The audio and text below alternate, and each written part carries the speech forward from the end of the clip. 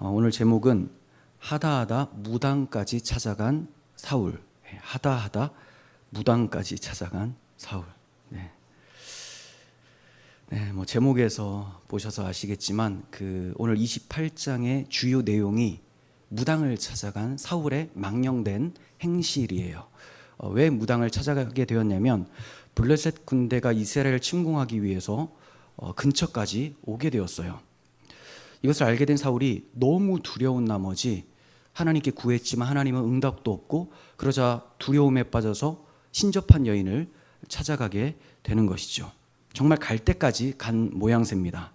모세가 출애굽 40년이 지나서 이제 모압 평지에서 이스라엘 백성들에게 너희가 가나안 땅에 들어가면 반드시 조심해야 될 것이 있다라고 하면서 권면의 말씀을 주시는데, 그 말씀에 무당을 멀리하라는 말씀이 있습니다. 보십시오. 신명기 18장 10절. 당신들 가운데서 점쟁이와 복술가와 요술객과 무당과 주문을 외우는 사람과 귀신을 불러 물어보는 사람과 박수와 혼백에게 물어보는 사람이 있어서는 안 됩니다. 당신들 가운데, 즉 하나님 백성 중에서는, 우리에게 말하면 그리스도인 중에서는, 하나님의 자녀들 중에서는 무당에게 물어보거나 귀신을 불러내거나 혼백에게 물어보는 사람이 있어서는 안 됩니다. 이렇게 얘기를 하고 있는 거죠. 모세를 통해서 이스라엘 백성들에게 말씀해 주셨는데, 이스라엘을 통치하는 왕이라는 작자가 직접 나서서 무당을 찾아가서 묻는 그런 모습을 오늘 보게 됩니다. 하나님께서는 사울을 버리신 지 오래 되셨어요. 그런데 어째서 사울이 계속해서 하나님의 기름 부어 세우시려고 하는 다윗을 죽이려고 추적함에도 불구하고 왜 가만히 두시는가, 왜 내버려 두시는가라는 거죠. 그것은 아직 사울의 죄가 가득 차지 않았기 때문에, 하나님의 진노의 잔이 있어요. 이 진노의 잔이 꽉 차면 하나님의 심판이 떨어집니다. 그 잔이 아직 채워지지 않았기 때문이에요. 마치 이것과 비슷합니다. 하나님께서는 아브라함에게 아브라함의 자손들이 애굽에서 400년 동안 종살이하게 될 거라고 말씀해 주시고, 아브라함의 자손이 4대 만에 이 땅으로, 이 팔레스타인 땅으로 돌아오게 될 텐데, 그 이유가 왜 400년 동안 이 4대 만에 돌아오게 되느냐? 아모리족 속의 죄악이 아직 가득 차지 않았기 때문이다, 이렇게 말씀을 하세요. 그러니까 이스라엘 백성들이 빨리 가나안 땅에 들어가지 못하는 이유가, 그 땅에 먼저 살고 있었던 가나안 족속들 있죠. 이들이 죄가 극에 달했을 때 하나님이 치실 명분을 세우시고, 정말 하나님의 진노가 끝까지 차게 되면 심판이 쏟아진다.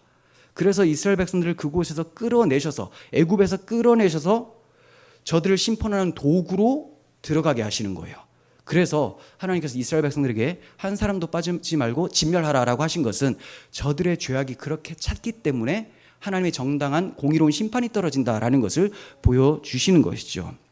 그러면 이스라엘 백성들은 아모리족 속의 죄악이 가득 차기까지는 어디에 있는 거예요? 애굽에 있는 거죠. 애굽에서 굉장히 힘들게 살아가게 되는 것입니다. 마찬가지로 다윗과 이스라엘 백성들도 이 사울 왕의 죄악이 차기까지는 지금 고난을 감수하고 있는 거예요. 다윗은 계속 쫓기면서 이방 지역에 피해 다니는 그런 신세가 되었고, 이스라엘 백성들은 왕이라고 있는데도 전혀 도움이 안 되고 신앙적으로도 경건의 모습이 전혀 보이지 않는, 불안에 떨게 되는 이런 고난의 모습을 백성들이 당하게 되고 있는 거죠. 이것을 통해서 다윗과 이스라엘은 하나님 앞에서 겸손함을 배우고 또 하나님의 은혜만을 바라보는 심령으로 만들어 가시는 거예요. 그들에게는 사실 사울이 모자라서 이러한 고통을 당하고 있는 것이지만, 이런 고통의 기간을 통해서 하나님은 저들을 낮추시고 오직 하나님만 바라보도록 하나님께서는 성장시켜 가신다는 것이죠. 그런데 이제 그 심판의 때가 거의 다다른 시점이 되었습니다. 즉 28장에서 저지르는 사울의 죄가 마지막 하나님의 진노의 잔을 채우게 되는 거예요. 이제 곧 사울에게는 심판이 떨어지게 됩니다. 이 심판이 떨어질 때 하나님께서 사용하시는 도구가 블레셋 군대인 거죠. 그러니까 블레셋 군대가 오늘 본문에서 쳐들어왔다는 것을 그냥 단순히 그냥 쳐들어왔구나 이렇게 볼 것이 아니라, 이제 하나님께서 사울을 치시기 위하여 진노를 쏟으시는구나, 이렇게 이제 보시면 되는 것이죠. 사울의 기사가 나오기 전에 1절부터 3절까지는 두 명의 기사가 나옵니다. 자, 1절에서 2절은 다윗에 대한 기사가 나오고요. 그다음 3절에는 사무엘이 죽었다라는 내용이 나와요. 그리고 이제 4절부터 사무엘 기사가 본격적으로 나오게 됩니다. 그러면 먼저 등장하는 다윗의 현 상황은 어떻습니까? 사울이 두려워서 자기 백성을 버리고 이방 땅 블레셋으로 도망한 지금 처지에 이르렀죠. 그리고 블레셋의 아기스 왕의 신임을 얻기 위해서 아말렉 족속을 치고도, 블레셋과 가깝기 때문에 아말렉 족속과 치고도 아말렉 족속을 쳤다고 말하지도 못하고 그냥 유다를 쳤다고 거짓말하는 그런 모습을 보여주고 있습니다. 아기스에게 신임받기 위해서. 급기야는 하나님의 신정왕국의 왕으로 예선해 놓으신 다윗이 하나님의 백성을 공격해야 될 처지에 이르게 되었습니다. 또한 아기스는 다윗이 영원히 자기의 부하가 될 거라고 생각을 하고 있고 영원히 자기의 머리를 지키는 자로 다윗을 삼을 것이다 라고 하면서 마치 훈장을 주듯이 다윗에게 얘기를 해주고 있어요. 그리고 정말로 29장 2절에서는 다윗이 자기 백성을 공격하는 전쟁에 출정하는 것을 보게 됩니다. 이제 다윗은 스스로 감당하지 못할 시험에 빠지게 된 것입니다. 하나님께서는 시험 당할 쯤에 피할 길을 주시는 분이십니다. 그러니까 하나님께서 지금 다윗에게 이 피할 길을 마련해 주시지 않는다면 다윗 스스로의 힘으로는 절대로 헤어나올 수 없는 상태, 돌이킬 수 없는 올무에 빠지는 상태가 되어버리는 거예요. 그러므로 하나님께서는 자기 계획을 위해서라도 지금도 일을 하고 계시는 거예요. 비록 다윗이 블레셋에 들어가서 위험한 처지에 있지만 이것을 하나님께서 가만히 내버려 두시지 않는다는 거죠. 반드시 하나님의 뜻을 위해서라도 일을 하신다는 거예요. 생각해 보세요. 만약 다윗이 블레셋과 합세하여 자기 동족 이스라엘 백성, 즉 자기가 다스릴 자기 백성을 죽이기라도 한다면 그가 나중에 왕으로 세워졌을 때 그 나라가 어떻게 되겠습니까? 과연 그 나라가 메시아 왕국을 예표하는 신정 왕국이라고 할 수 있겠어요? 자기 백성을 자기 손으로 죽이고 왕으로 등극한다? 말이 안 되는 거죠. 그래서 하나님께서는 당신의 뜻을 이루시기 위해서라도 다윗을 그 위험한 출정에서 빼내시는 그런 하나님의 역사가 일어나게 됩니다. 그게 29장 다음 장에 나오게 되는 거예요. 이처럼 상당히 어려운 상황에 처한 다윗의 기사가 잠깐 나오고 이제 3절에 이어서 사무엘이 죽었다라는 말씀이 나와요. 한번 봅니다. 사무엘이 죽었으므로 온 이스라엘이 그를 두고 슬피 울며 그의 고향 라마에 장사하였고 사울은 신접한 자와 박수를 그 땅에서 쫓아내었더라. 네. 그런데 사무엘이 죽은 거는 사실 좀 오래된 일이거든요. 그런데 왜 이 대목에 사무엘이 죽었다라는 것을 삽입시키고 있는 걸까요? 왕으로 예선해 놓으신 다윗이 지금 신앙이 추락한 상황이고 그리고 선지자이자 제사장인 정말 하나님께 신실했었던 사무엘은 죽은 상황, 그리고 사울은 미쳐서 저렇게 날뛰고 있는 그런 상황이라는 것을 보여주시는 거예요. 그러면 이스라엘 백성이 어떤 상황이에요? 굉장히 위기고 난감한 상황이다라는 것을 드러내시기 위해서 지금 앞에 다윗이 이러한 모양이다, 그리고 사무엘도 죽었다, 사울은 뭐 하는 놈이냐? 신접한 자 찾아가는 놈이다. 그럼 이스라엘은 어떻게 되느냐? 내 백성 망하게 된 것 같지? 아니다. 내가 그래도 내 백성을 포기하지 않고 내 백성을 통하여 신정왕국의 백성으로 만들어 낼 거다라는 것을 우리에게 가르쳐 주시기 위해서, 이러한 위험한 상황 가운데서도 하나님은 쉬지 않고 일하신다는 것을 보여주시기 위해서 이런 앞에 3절의 말씀이 등장을 하고 있는 거예요. 사람은 다 거짓되지만 오직 하나님은 참되시다 할지어다 라고 말씀을 합니다. 그렇습니다. 하나님은 자기 백성을 버리지 않으십니다. 하나님의 뜻대로 신정 왕국을 다윗을 통하여 이루어 내시고 자기 백성을 그 나라 백성으로 만드시고 통치를 하실 거예요. 이렇게 이스라엘의 흥망성쇠가 다 하나님의 손에 있음을 가르쳐 주시려고 이스라엘의 위기 상황을 보여주고 계신 거예요. 그런데 사울이 잘한 행동도 나오고 있죠. 잘한 행동. 그게 뭐예요? 박수 무당을 쫓아냈다라는 거. 이거 잘한 거죠. 그런데 겉으로는 잘한 모습인데 과연 그 속까지 그럴까? 그렇지가 않다는 것을 우리는 알죠. 조금만 뒤에 가면 신접한 자, 자기가 쫓아내는 사람한테 쪼르르 달려가서 좀 도와달라고 이러거든요. 근데 겉모양 자체는 순종하는 모습처럼 보인다는 거죠. 이것은 하나님의 말씀을 기억하고 순종한 거예요. 레위기에는 신접한 자와 박수를 믿지 말고 그들을 추종하여 스스로 더럽게 하지 말라는 말씀이 나오고요. 또 적극적으로도 말씀하시기를 남자와 여자가 박수 무당이 되거든 반드시 죽일지니 곧 돌로 그를 치라라고 하셨습니다. 무서운 말씀이죠. 이거 지금 하나님의 백성에게는 이런 사람이 있으면 안 된다라는 것을 보여주고 있는 거예요. 하나님 백성 안에는. 그러니까 어찌됐든 하나님의 말씀에 순종하는 모습을 보이고 있는 것이 사울이에요. 아마도 사무엘은 죽었고 다윗도 없으니 너무나 불안한 거예요. 하나님의 말씀을 전해줄 사람도 없고 그렇게 용맹한 장수인 다윗도 없고 이제 정신이 불완전한 자기만 남아있는 상태니까 하나님께 순종하는 모양이라도 보여서 하나님의 긍휼을 좀 얻어보려고 하는 수작이라고 볼 수가 있습니다. 자, 그러면 이제 4절부터 5절 볼 텐데요. 지도를 한번 보겠습니다. 지도.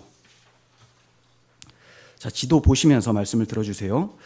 블레셋 사람들이 모여서 이 수넴의 진을 칩니다. 수넴이 어디죠? 위쪽에 보이죠? 수넴의 진을 쳤어요. 그러자 사울도 온 이스라엘을 모아서 자, 기브아에서 어디로 가느냐? 길보아에 진을 칩니다. 길보아 산 있죠? 네, 지금 화살표 너무 연연하지 마세요. 네, 길보아까지 가서 진을 칩니다. 그런데 사울이 블레셋 군대를 보니까 너무 엄청난 대군인 거예요. 그래서 너무 두려워서 그 마음이 크게 떨립니다. 너무 크게 떨려요. 이 정도로 두려워 떨었다라는 것은 두려움에는 형벌이 있음이라는 말씀대로 자신이 이번 전쟁에서 죽을 것 같다는 예감이 들었던 것 같아요. 두려움에는 형벌이 있음이라 성경이 이렇게 말씀하거든요. 그러면 성도가 두려워하면 형벌 받나? 그건 아니죠. 근데 여기서 말하는 두려움은 뭐냐? 물론 성도도 두려워하면 안 돼요. 하나님 우리 아버지시니까. 그런데 우리가 이 연약함, 좋게 말하면 연약함, 그리고 나쁘게 말하면 불신앙적인 습관 그대로 있기 때문에 종종 두려움에 휩싸이죠. 근데 지금 말하는 두려움은 하나님을 믿지 않는 두려움. 예수 그리스도를 믿지 않고 하나님 밖에 있는 자가 자기 힘으로 삶을 경영하려고 했을 때 찾아오는 그 두려움이라는 거죠. 이 두려움에는 형벌이 있어요. 만약에 사울이 하나님과 함께 있었다면, 하나님께 순종하고 하나님께 칭찬받는 사람으로 살고 있었다면 블레셋 보고 두려워했겠습니까? 다윗 한번 보세요. 골리앗이 어마어마한 사람이 왔는데 하나도 두려워하지 않고 돌멩이 하나로 그냥 쓰러뜨리잖아요. 두려울 필요가 없다는 거죠. 하지만 사울은 두려워요. 자기 군사가 있어도 두렵습니다. 왜냐? 하나님은 떠났고 선지자 제사장 사무엘은 죽었고 용맹스러운 믿음의 사람 다윗은 없습니다. 두려울 수밖에 없죠. 이제 내가 이번 전쟁에 참여하면 죽게 될 것 같구나라는 생각이 들었던 거예요. 그도 그럴 것이 일찍이 하나님이 자신을 버리셨고 다윗에게 나라를 넘겨주실 거라고 말씀하셨음에도 그가 회개도 하지 않고 하나님이 다윗에게 나라를 주신다고 하니까 다윗을 오히려 죽이려고 하는 모습을 계속 보이고 있었던 거죠. 그러니 이제 하나님께서 나를 가만히 두겠는가라는 그런 생각이 드는 것이죠. 그래서 내가 이번에 죽을 수도 있겠구나 이런 생각이 찾아온 것입니다. 그래야 너무나 불안한 마음에 여호와께 여쭈어 봐요. 자, 기도를 한 것이죠. 여러 방법으로. 자, 꿈으로도 그리고 우림으로도 제사장이 하나님의 뜻을 알아볼 때 사용하는 우림과 둠림이라는 것이 있습니다. 자, 이걸로도 응답이 없고요. 선지자로도 그에게 응답을 해주지 않으십니다. 또 선지자나 제사장들이 나지를 않아요. 높당의 85명의 제사장 다 죽여버렸잖아요. 더 이상 물어볼 사람도 없습니다. 이런 상황에서 여호와의 응답이 오지 않자 얼마나 두려운지. 지금 사울이 여호와께 여쭈어 보았다라는 것이 얼핏 보면 기도입니다. 그런데 이 기도가 회개의 기도가 아니라 불안한 마음에 다급해서 하나님께 자기 신세가 어떻게 될지 좀 알려달라는 거예요. 회개가 아닙니다. 하나님, 나 이번에 죽습니까? 나 어떻게 됩니까? 라고 불안해서 묻는 거예요. 이런 기도를 하나님이 들으실까요? 하나님께서 구하시는 제사는 상한 심령이라고 합니다. 상한 심령. 여호와께서는 상하고 통회하는 자를 멸시치 않으신다고 말씀을 하세요. 그러니까 애통하고 상한 심령으로 하나님께 회개하는 그 사람의 기도는 하나님이 들으시지만, 이렇게 자기중심적으로 나 어떻게 됩니까? 하나님, 저 이제 큰일 난 거 아닙니까? 이렇게 묻는 거 하나님은 들으시지도 않는다는 거죠. 이게 사람들이 볼 때는 야, 이게 마치 기도를 잘하는 것 같지만 하나님 보실 때는 기도가 아닌 거예요. 사람들이 볼 때는 기도인데 하나님 보실 때는 그냥 짐승의 울부짖음이죠. 하나님이 짐승의 울부짖음을 들으실까요? 짐승은 하나님과 교통할 수가 없어요. 짐승과 사람이 다른 점이 뭐냐? 하나님을 생각하고 하나님을 의지하느냐 못하느냐거든요. 짐승에게는 하나님에 대한 사고 자체가 없어요. 인식이 없습니다. 짐승도 생각이 있고, 똑똑한 애들은 어느 정도 판단도 하고 좀 계획도 세워요. 도구도 쓸 줄 알고요. 무식한 짐승들 말고 똑똑한 짐승들. 그런데 뭐가 차이가 납니까? 신에 대한 인식이 있느냐. 근데 그 인식이 있어도 신을 거절한다면 성경에서는 짐승이라고 표현을 하죠. 지금 사울의 상황은 짐승이 하나님께 울부짖는 그런 상황인 거예요. 그래서 하나님께서는 그 어떤 기도에도 응답하지 않으셨습니다. 사울 입장에서는 참 답답한 노릇이죠. 죽을 수도 있는데 왜 다윗을 그렇게 죽이려고 했어요? 내 왕위가, 내 왕권이, 내 나라가 계속 좀 이어졌으면 하는 마음이 있으니까. 그런데 다윗은 죽지도 않고 내가 죽을 판이니까 큰일 난 거예요. 이럴 때 사람들 어떻게 될까요? 이럴 때 사람들 어떤 반응을 할까요? 사울과 같은 상황이 처했을 때 하나님께 기도했는데 기도 응답이 없어요. 무슨 뜻인지를 도무지 모르겠어요. 그러면 많은 사람들이, 자, 불신자의 경우에는 용하다는 점쟁이를 찾아가요. 불안하니까 점쟁이를 찾아가죠. 그리고 교회 다니는 사람 중에서는 용하다는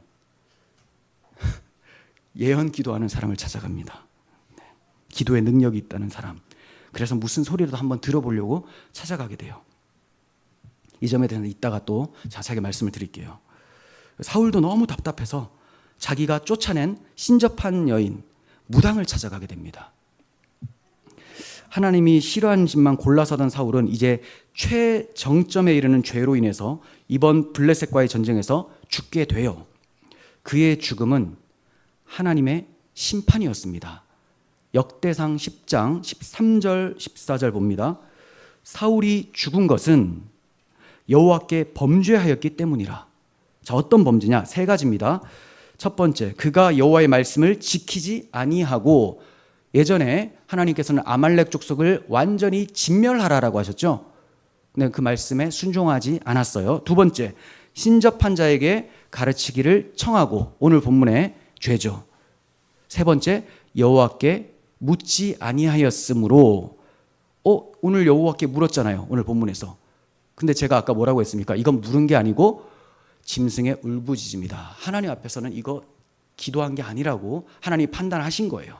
그래서 여호와께 묻지 아니하였으므로 여호와께서 그를 죽이시고 그 나라를 이새의 아들 다윗에게 넘겨주셨더라. 이렇게 말씀하고 있습니다.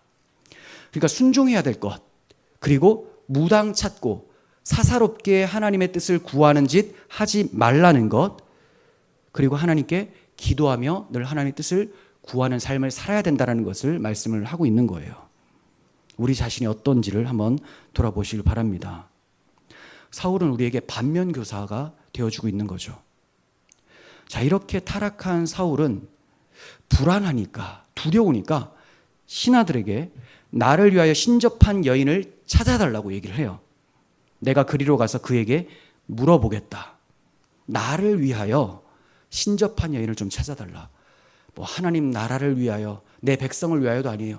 오로지 나입니다. 오로지 나를 위하여 신접한 여인을 찾으라. 사실 원문에는 나라는 표현이 없어요. 나를 위하여라는 표현은 없지만 의역을 잘한 겁니다. 왜 신접한 여인을 찾아달라고요? 자기 살려고. 자기 나를 위하여 신접한 여인을 좀 찾아달라. 내가 그리로 가서 그에게 물어보겠다라고 해요. 그러자 신하들은 이거 무슨 소리입니까? 하나님께 큰일 납니다. 이렇게 안 하고 거기서 거깁니다. 그 데리고 있는 애들이 다 거기서 거기죠.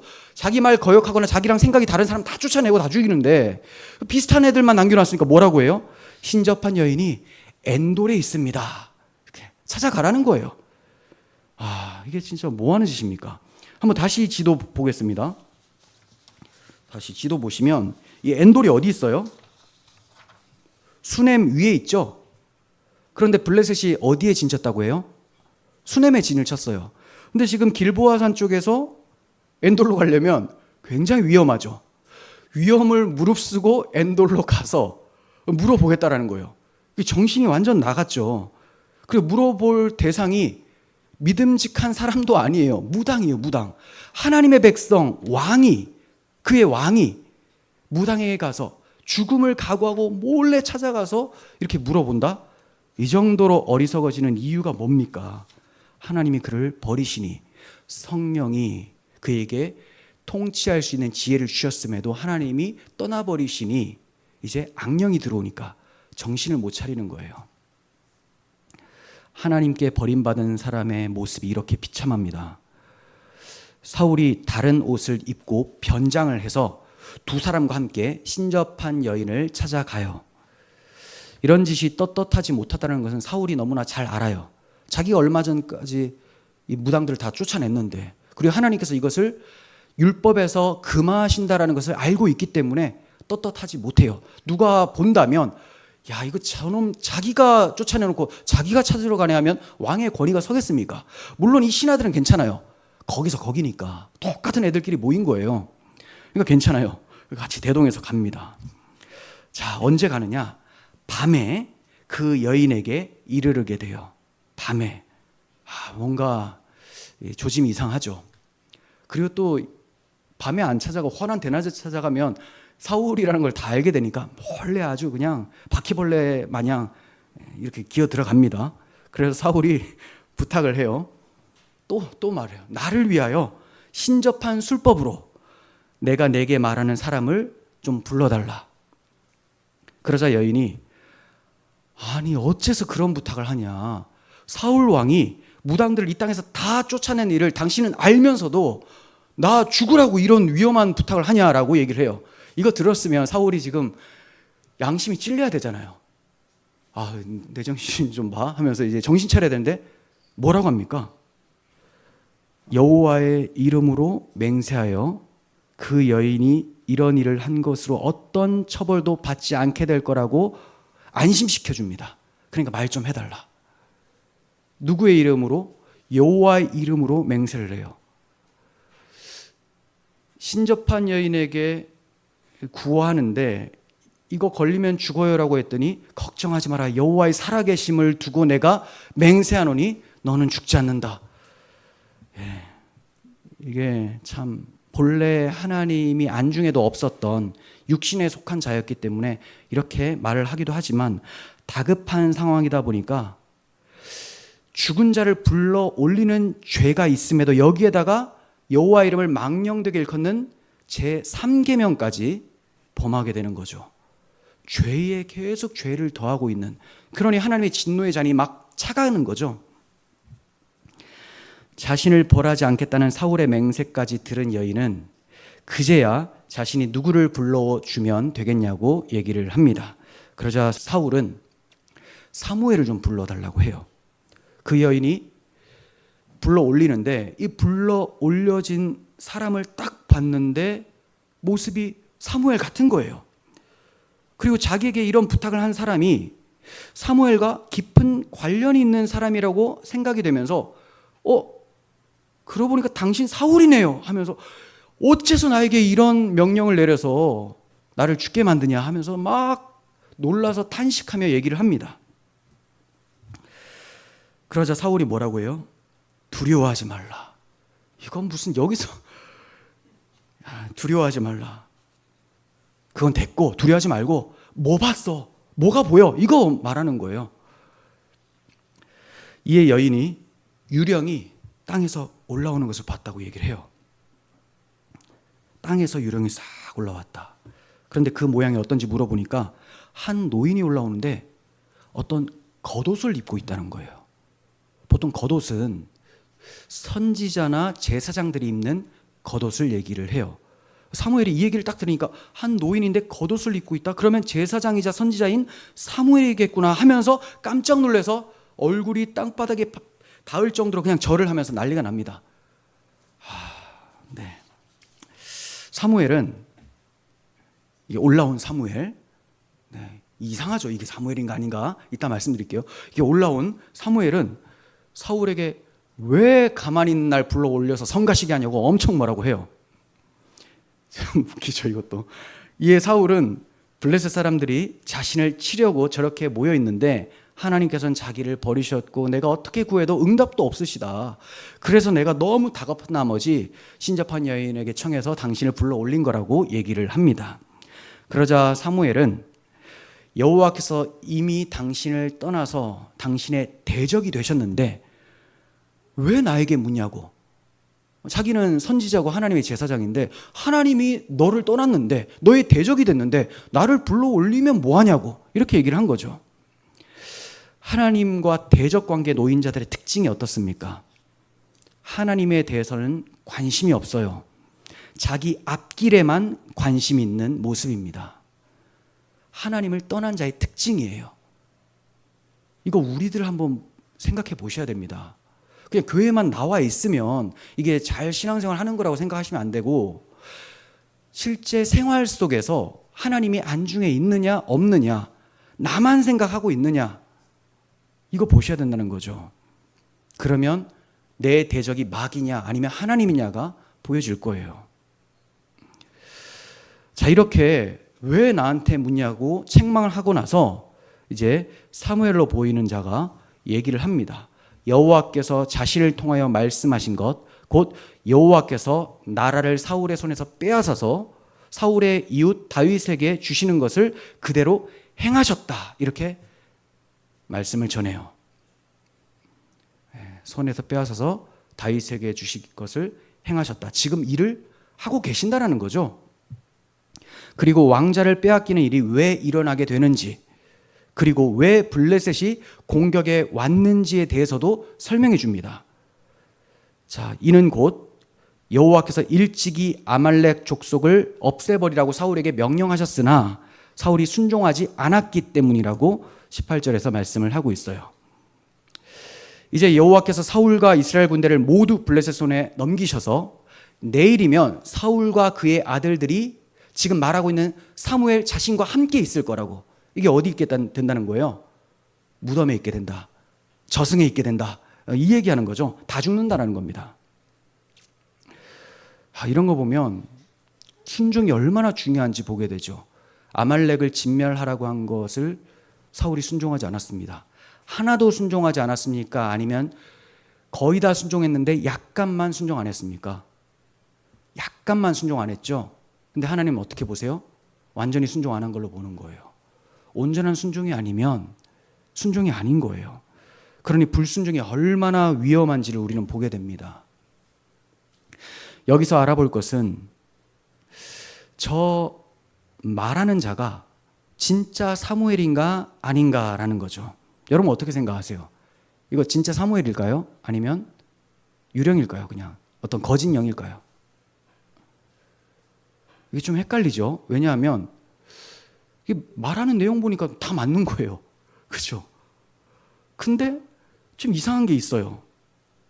만일 진짜 사무엘이 온다면 땅에서 올라오겠어요? 하늘에서 내려오겠어요? 하나님께 속한 자가 하늘에서 내려오겠죠? 또 하나 이상한 것은 이 죽은 사람을 불려 올렸다고 하는데 이것이 과연 성경적 교리와 부합하는가? 죽은 자를 올려낼 수가 있느냐? 진짜 저승에서 불러 올릴 수가 있느냐? 없어요. 성경은 말씀합니다. 한 번 죽는 것은 사람에게 정해진 것이고 그 후에는 심판이 있을 거다. 그 죽으면 바로 심판받아서 천국과 지옥으로 나뉘어지게 되는 거예요. 하나님의 손에서 떠나서 유유히 돌아다니는 뭐 영혼 이런 거 없습니다. 이거 잘 아셔야 돼요. 여러분 뭐 그 공포 영화 같은 거 많이 나오잖아요. 뭐 굿하고 푸닥거리 하는 거. 그거 보면 막 할아버지 할머니 소리 막 내면서 으아 하잖아요. 내가 슬펐다면서 펑펑 울면 또 여기서 할머니 죄송해요 막 하고 뭐 이런 거 있잖아요. 다 뻥이죠. 다 뻥. 무당이 죽은 자의 영을 불러 올릴 수 있을까요? 없어요. 하나님의 손에서 딱 결판이 난 천국과 지옥으로 끝났는데 여기서 구천을 떠도는, 구천이라는 말도 틀린 말이죠. 그런 영혼이 있을 수 있느냐? 없다는 거죠. 그럼 이게 뭐예요? 사탄과 그의 졸개들, 그 귀신들이 그렇게 보이도록 위장하여 속이는 거죠. 위장하여 속이는 거예요. 신접한 여인이 본 것은 사무엘의 영혼이 아니라 거짓 영입니다. 거짓 영. 사탄은 처음부터 거짓말하는 자였습니다. 얼마든지 사람을 거짓된 것으로 속일 수 있는 것이 사탄이에요. 사탄의 주특기가 속이는 겁니다. 그래서 에덴 동산에 처음 했던 일이 속이는 거잖아요. 그러니까 계속 속여요, 사람들을. 죽은 조상의 목소리를 흉내내기도 하고 그 당시의 일들을 말하기도 해서 정말 우리 할머니가 오셨나 봐, 우리 엄마가 정말 오셨나 봐, 엄마 막 울고, 그럼 이제 정성이 부족하다 하면 돈 더 내고 막, 그리고 작두 타고, 진짜 날카로운 또 작두는 못 타고 막 피나니까 이거 다 마귀가 속이는 거죠. 그렇게 하면 계속해서 거기다가 돈을 갖다 바치고 여기에 매이게 되니까 정말 우리 조상의 한을 풀어주지 않으면 내 삶이 아주 위험해지는구나 해서 계속 저기에 매이게 하는 거예요. 마귀가 그거 하는 이유가 뭡니까? 그래야 그리스도께로 가지 않으니까. 그래야 하나님이 계신다라고 하면 됐고 우리 조상이 날 지켜준다 이런 소리 하니까. 그래서 그리스도께 집중하지 못하게 하는 모든 신비한 어떤 행동들은 다 가짜입니다. 모든 신비한 행동들이 그리스도께 주목하지 못하게 만들어요.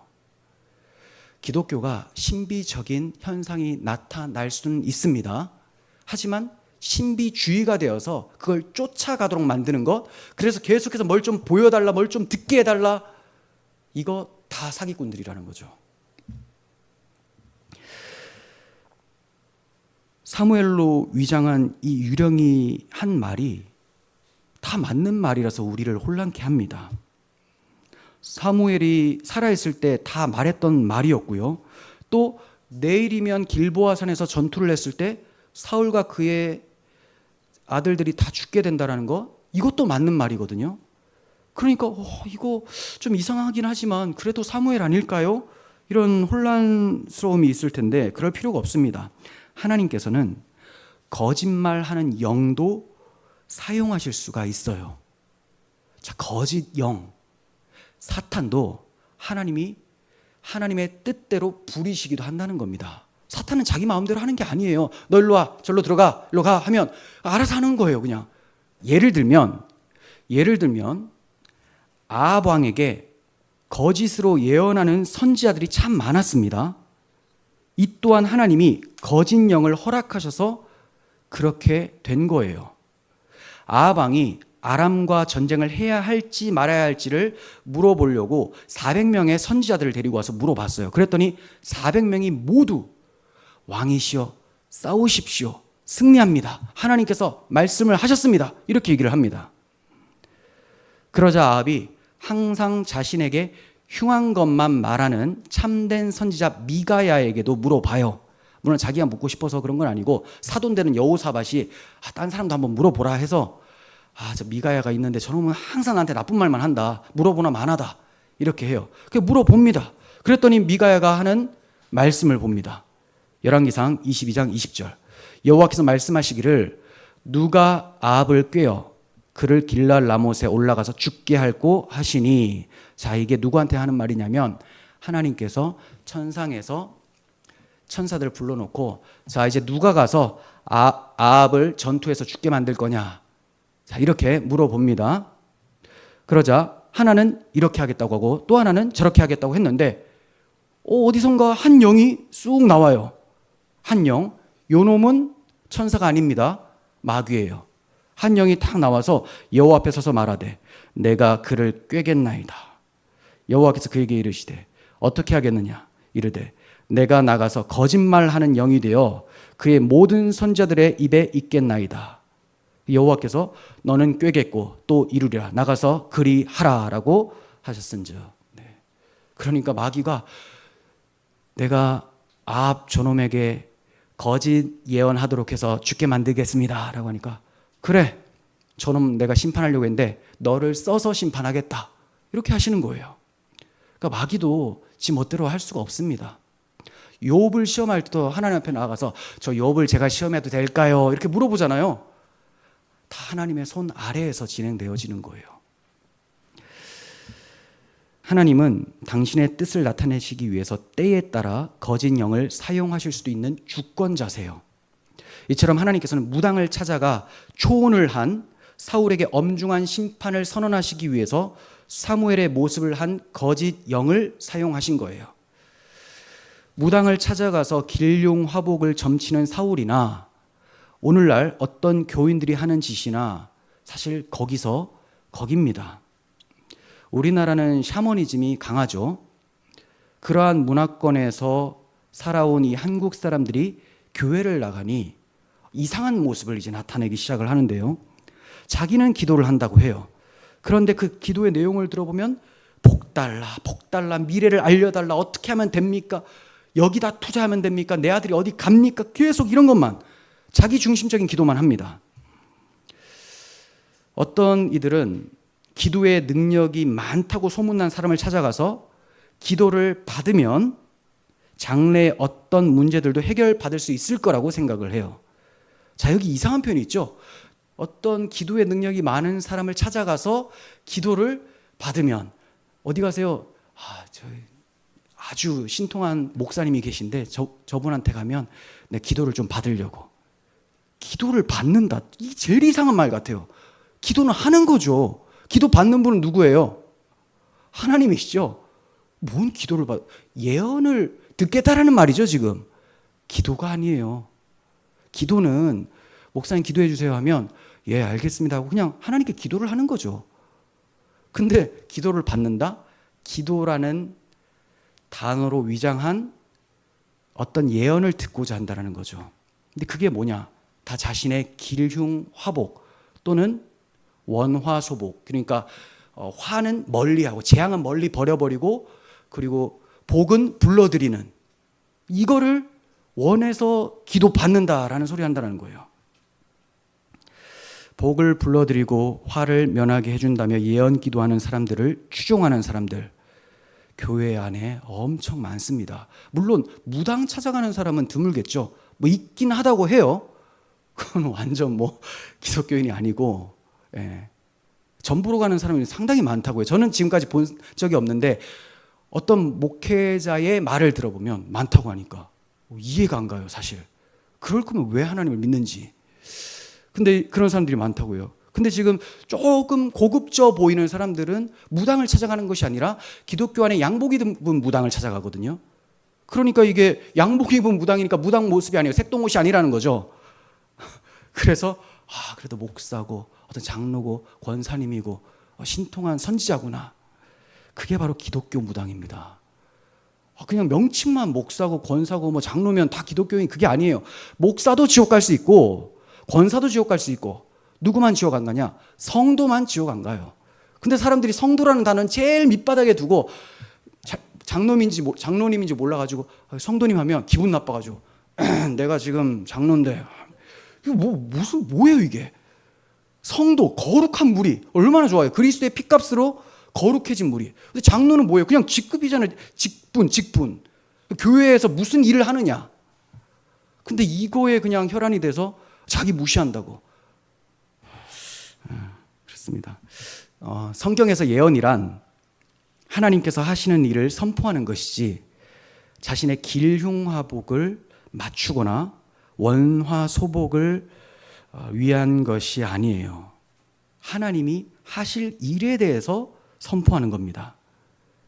오히려 성경은 개인의 그 사사로운 앞일, 장래일을 알지 못하도록 하나님이 막으셨다. 이렇게 말씀을 해요. 전도서 7장 13절 봅니다. 하나님께서 행하시는 일을 보라. 하나님께서 굽게 하신 것을 누가 능히 곧게 하겠느냐. 하나님께서 이렇게 만들었는데 누가 바꿀 수가 있겠느냐라는 거예요. 형통한 날에는 기뻐하고 곤고한 날에는 뒤돌아 보아라. 이 두 가지를 하나님이 병행하게 하사 사람이 그의 장래일을 능히 헤아려 알지 못하게 하셨느니라. 기쁜 날을 주실 때도 있고 슬픈 날을 주실 때가 있어요. 이걸 왜 두 개 병행하십니까? 이걸로 인해서 앞으로 무슨 일이 일어날지 막 예측하거나 이런 거 하지 말고 항상 좋을 때나 슬플 때나 주님만 바라보고, 좋을 때는 기뻐하며 주님께 감사하고, 슬플 때는 주님께 간구하며 주님의 도움을 구하고, 이렇게 살라고 한 거지. 내 눈에 아무 증거 아니 배워도 믿음만을 가지고 늘 살라고 하신 것인데, 주의 말씀이 내 발의 등이요 내 길의 빛이라고 했는데, 앞일을 좀 알려달라고. 앞일 알면 바꿀 수 있을까요? 못 바꿔요. 근데 뭔가 무당이나 또 양복 입은 무당한테 뭔가를 들었어요. 그래서 자기가 그렇게 했더니 무슨 일이 안 일어났어요. 신통하다. 그게 신통한 게 아니고 원래 안 일어날 일이었어요. 원래 안 일어날 일. 그런데 항상 안 좋은 일이 일어나다가 이 사람한테 뭔가 예언을 듣고 나니까 안 일어났다. 신통하다. 아니요. 하나님이 굽게 하신 것을 누가 곧게 하겠느냐. 하나님이 구부러뜨렸는데 누가 펼 수 있어요. 그냥 하나님이 구부러뜨릴 때도 있고 펼 때도 있는 거예요. 좋은 날에 하나님께 감사하고 기뻐하고, 슬픈 날이 있으면 기도하고, 그렇게 하시라는 거죠. 그러므로 무당에게 찾아가듯이 예언 기도한다는 사람들에게 찾아가서 한 소리 듣고 오려는 사람들은 성경적 믿음을 가진 자라고 보기가 어렵죠. 제가 뭐 다 지옥 간다 이렇게 단언할 수는 없는데, 물론 잘 모르니까 그렇게 갈 수도 있겠거니. 근데 마음으로는 사실 잘 동의가 안 돼요. 왜냐하면 제가 청년 때도 잘 몰라도 그런 사람이 오잖아요. 누가 있다고 하면 궁금하지가 않았거든요. 그런 걸 듣고자 하는 마음도 없었고. 왜냐하면 주님이 우리 아버지신데 뭘 굳이 그걸 알아야 되나. 어려운 일 당하면 그냥 하나님께서 필요하면 계속 어려운 일을 당하게 하실 것이고, 또 필요하지 않으면 걷어 가실 것이고, 이런 신앙을 청년 때도 가지고 있었기 때문에 저기서 어떤 사람이 예언을 잘한다 하면 이상했어요. 그거 가는 게 왜 가나. 그래서 사실 동의가 안 되는데, 그냥 듣는 사람들이 조금 덜 기분 나쁘라고 그냥 그럴 수도 있겠거니라고 말씀을 드린 거죠. 사실 저는 이해가 안 갑니다. 우리는 성경을 통해서 하나님의 뜻을 알고 그 뜻대로 일이 이루어질 줄 알아요. 그러므로 하나님께서 장래에 하실 일에 대해서는 성경의 증거로 알 수가 있어요. 그럼 성경은 어떤 일을 하나님이 하실 거라고 증거하고 계시느냐? 자, 지금 우리가 보고 있는 이 세상, 이 하늘과 땅이 사라지게 될 것이다.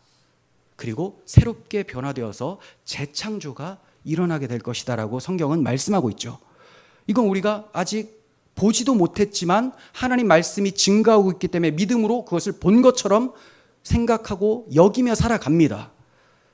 그럼 이런 사람들에게는 이 세상이, 눈에 보이는 세상이 자기의 세상일까요? 보이지 않지만 말씀하신 것을 믿음으로 보는 그 세상, 새로운 세상이 자기들의 세상일까요?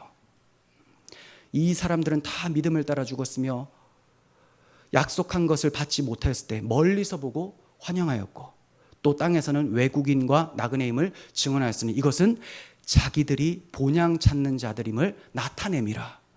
그들이 나온 바 본향을 생각하였다면 다시 돌아갈 기회가 있었으려니와 그들이 더 나은 본향을 사모하니 곧 하늘에 있는 것이다 라고 합니다. 그러므로 하나님께서 그들의 하나님이라 일컬음 받으심을 부끄러워하지 아니하시고 그들을 위하여 한 성을 예비하셨다. 이런 사람들을 위해서 한 성을 예비하신 거예요. 이 땅에서 나그네와 외국인처럼 살아가며 이 땅에 일어날 일에 일일비하지 않고 내가 이 땅에서 막 천년만년 살 것처럼 아방궁 지어놓고 내 나라 만들겠다 하는 그런 생각 가진 자가 아니라 여기에서 나그네처럼 통과하는 것이고 주님께 훈련받고 주님만 사랑하며 살다가 사랑하는 그 주님을 저 하늘에서 보겠다라고 생각하는 그 사람을 위해서 한 성을 예비해 두셨다. 이렇게 말씀을 히브리서 11장 13절 이하에 하고 있는 거예요. 그러므로 그 날과 시는 우리가 알지 못하지만 분명히 눈에 보이는 이 세상, 하늘과 땅은 사라지게 될 것에 대해서 우리는 확신합니다. 그러므로 오히려 하나님의 말씀은, 즉 예언은, 하나님 말씀이 예언이죠. 예언은 보이는 것에 목숨 걸고 살지 말라고 하고 있어요. 그런데 사람들이 예언 받으러 가면서 뭘 구하느냐? 보이는 것에 목숨 걸면서 그걸 달라고 하는 거예요. 지금 사울이 그렇잖아요. 목숨 걸고 가는 거예요. 엔돌 가려면 수넴을 지나쳐가야 돼요. 얼마나 위험해요.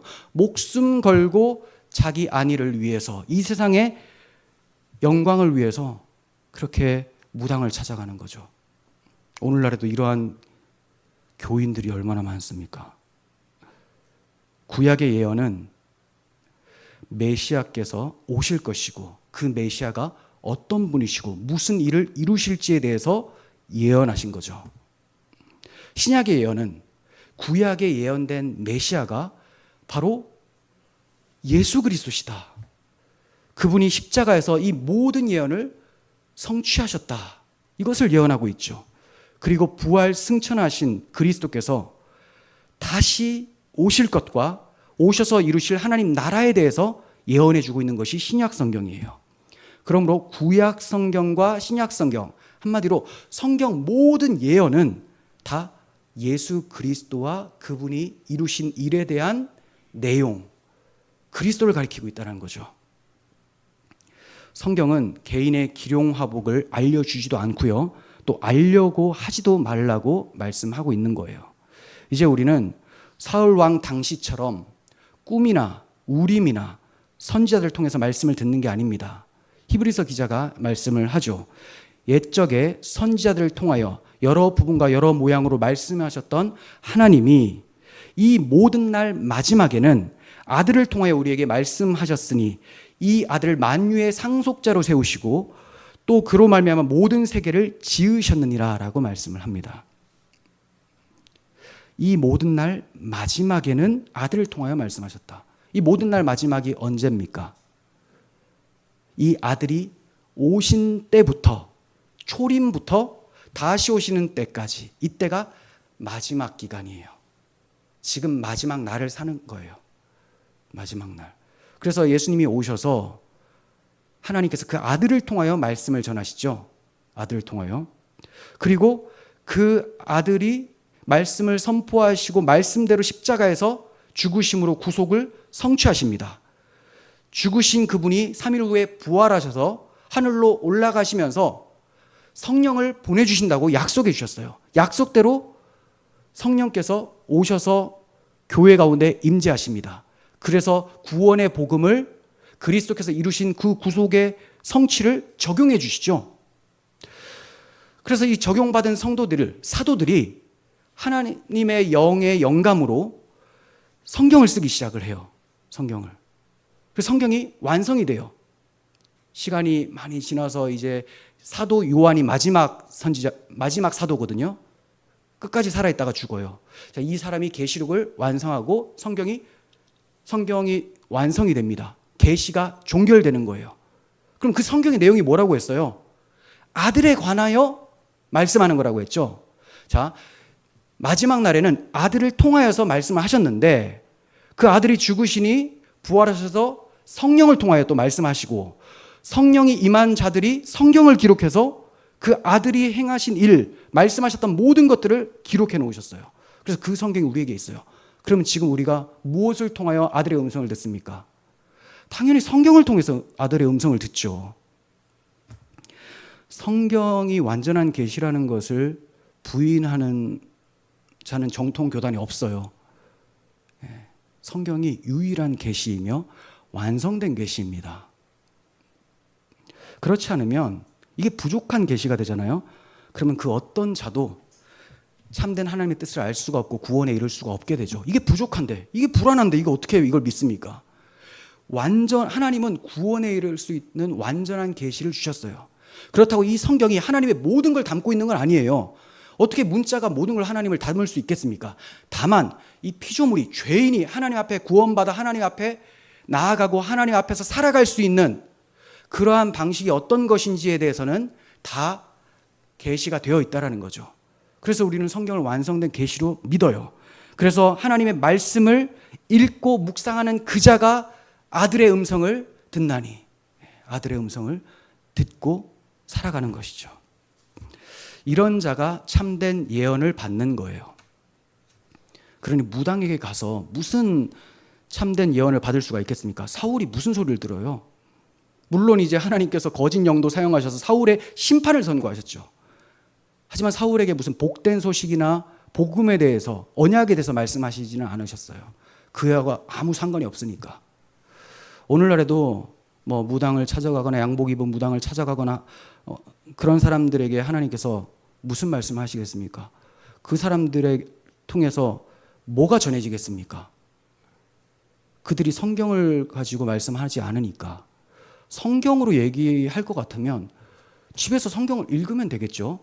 근데 굳이 찾아가는 것은 성경에 없는 것 좀 알려달라는 거거든요. 그게 바로 사사로운 자신의 길흉 화복입니다.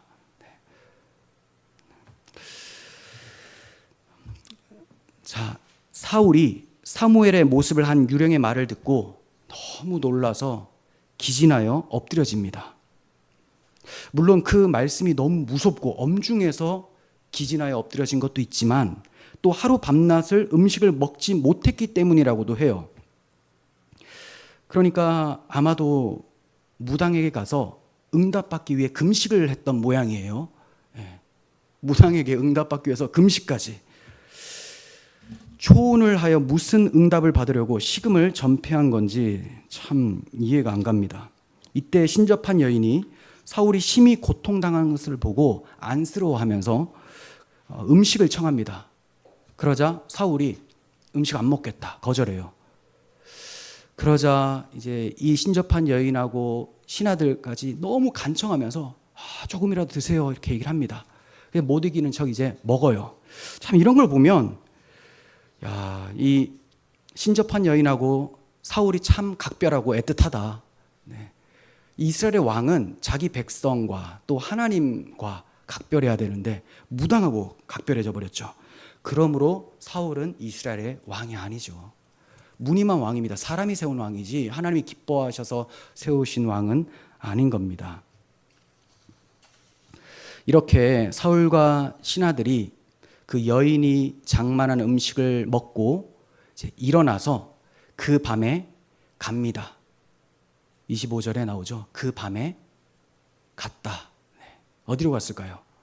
뭐 안 나오지만 자기 길로 갔다. 그 길이 어떤 길일까요? 사망의 길이겠죠. 그래서 정말 31장 가면 사망에 이르러요. 그러니까 그냥 먹고 일어나 밤에 갔다라고 할 때 그냥 돌아간 것이지만 저는 여기서 그냥 영적인 의미를 생각하게 됩니다. 이제 그는 사망의 길로 가는구나. 그리고 특별히 밤에 갔다라는 것을 보면 참 28장이 참 어두운 밤 같은 모양새인데 이 끝도 밤에 갔다 하고 마치게 되는 거예요. 이런 걸 보면 마치 가룟 유다가 그 조각을 받고 곧 나가니 밤이러라 하는 말씀이 생각이 납니다.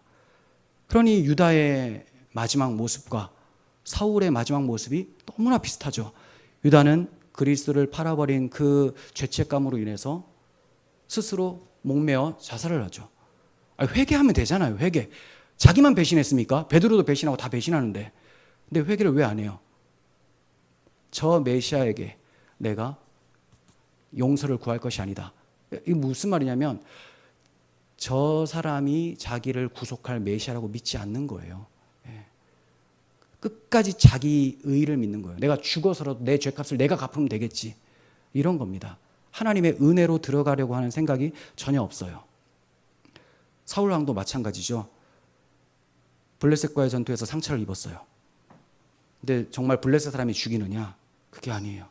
자기가 자기 칼을 딱 대고 엎드려져서 죽습니다.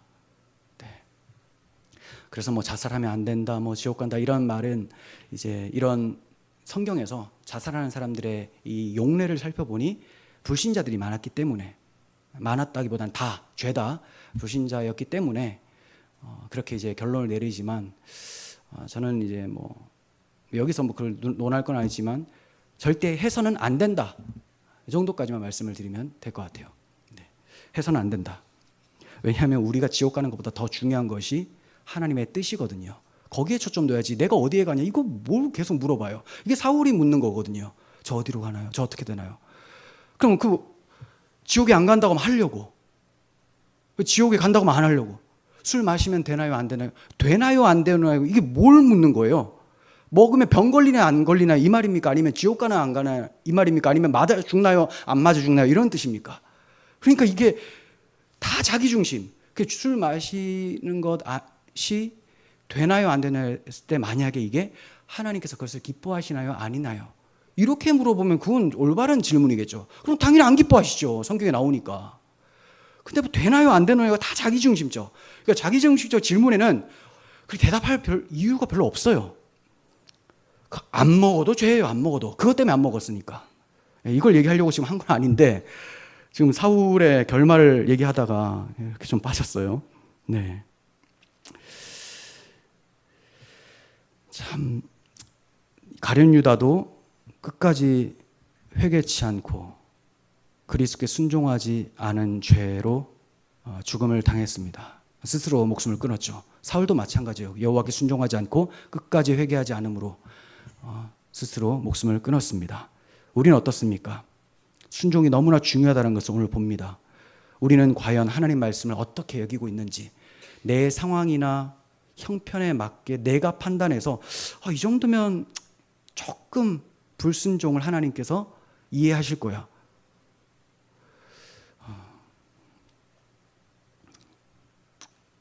하나님이 그걸로 지옥 보내시지는 않으시겠죠. 과연 그 하나님이 기뻐하시는 뜻인가, 여기에 초점을 두라고 제가 말씀을 드렸잖아요. 근데 거기에 대해서는 전혀 생각을 안 해요.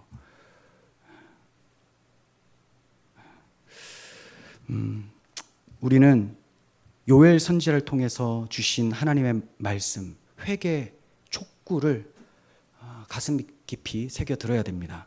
요엘 2장 12절 봅니다. 여호와의 말씀에 너희는 이제라도 금식하고 울며 애통하고 마음을 다하여 내게로 돌아오라 하셨나니 너희는 옷을 찢지 말고 마음을 찢고 너희 하나님 여호와께 돌아올지어다. 옷을 찢지 말고, 옷을 찢는 것은 슬픔을 표현하는 구약적 방식이었어요. 그런데 이제 사람들이 습관이 돼서 옷만 찢어요. 옷만. 마음은 찢지 않습니다. 뭐 하면 힘든 일만 있으면 금식한다고 해요. 마음에는 금식이 없어요. 금식이 뭐예요? 내 안에 생명은 그리스도밖에 없습니다라는 고백이에요. 이 밥이 날 살게 하는 것이 아니라 하나님만이 날 살리시는 유일한 분이십니다라는 고백입니다. 금식이. 그러니까 하나님, 내가 지금 이렇게 간구하는 것은, 목숨 걸고 하는 것은 목숨보다 더 중요한 것이기 때문에 이렇게 하는 겁니다라는 기도예요. 그럼 금식 기도가 어떤 거야 되냐? 내 목숨보다 더 중요한 하나님 나라와 그분의 의를 위해서 구하는 것, 그게 금식 기도가 돼야 되는데 요즘에는 어떻게 돼요? 떼쓰는 것. 자기 떼쓴다고. 하나님 나 안 주시면 죽어버릴 거예요. 3일 아니면 4일 5일 하다가 40일까지 금식해서 저 죽는 거 한번 보겠습니까? 이렇게 돼버리는 거죠. 이건 진짜 아니에요. 이러면 이게 바알과 아세라 선지자 850명과 그 다음 이 엘리야 선지자가 이렇게 붙었을 때, 이 바알과 아세라 선지자가 막 자기 신에게 비를 내려달라고 간절히 구해요. 근데 비가 안 내려오자 어떡하냐? 막 칼로 몸을 찢어요. 막 상해를 합니다. 자기의 그 고난을 보면 신이 너 정말 힘들게 부르짖는구나 하면서 비를 내려줄 줄 알고. 이거랑 오늘날 금식하고 뭐가 다릅니까? 우리는 옷을 찢을 것이 아니라 마음을 찢어야 돼요. 마음을. 여호와 앞으로 날마다 돌아가기에 힘쓰시고 또 주님만 여러분 눈에 보이시기를 바랍니다. 28장을 보면 너무나 암울하고 이스라엘의 소망이 없어 보여요. 하지만 하나님께서는 자기 백성 이스라엘과 다윗에게 하신 약속을 기필코 이루어내시는 신실하시고 전능하신 여호와세요. 다윗이 정신 못 차리고 블레셋에 도망하여 난처한 상황에 빠졌을지라도, 사무엘이 죽어서 하나님 말씀으로 지도해 줄 사람이 없는 상황일지라도, 왕이라고 하나 있는 것이 저 모양 저 꼴인 상황에서도 하나님은 자기 백성을 신정왕국의 백성이 되게 하시고 다윗을 하나님의 대리 통치자, 왕으로 세우실 거예요. 하나님께서는 지금도 우리 각자의 삶에서 이러한 행하심을 하고 계시는 분이세요. 지금도 이스라엘 백성에게 하셨던 그 하나님의 역사를 우리 가운데 각자에게 계획하신 뜻이 있는데 그 뜻을 여러분들 삶 속에서 이루어가고 계시는 거예요. 다만 내가 그것을 와닿지 않고 느끼질 못한다면 하나님께 주목하지 않고 내 상황에, 내 몰골에 집중하기 때문이라고 생각이 됩니다. 전능하시고 신실하신 그 하나님만 바라보시고 자기 아들을 죽기까지 내어주신 그 하나님이 그 아들과 함께 어찌 우리에게 좋은 것을 주지 않겠느냐라는 그 말씀을 기억하시고 주님께만 기도하시고 또 주님만 의지하시기를 바랍니다. 주님만 바라봅시다. 기도하겠습니다. 거룩하신 하나님 아버지, 사울의 어리석고 추악한 모습을 보면서 우리 안에 여전히 그러한 습관들이 남아있음을 보게 됩니다. 주여, 우리에게 이 더러운 죄악들이 물러가게 하여 주시고 주님만 사랑하며 온전한 삶을 사셨던 예수 그리스도의 모습을 닮아가게 하시고 주 성령께서 우리를 온전히 통치하여서 하나님 말씀에 목숨 걸고 순종하며 하나님 기쁨이 우리의 기쁨이 되는 그런 건강한 신앙인으로 자라갈 수 있도록 주께서 역사하여 주시옵소서. 우리 구주 예수 그리스도의 이름으로 기도합니다. 아멘.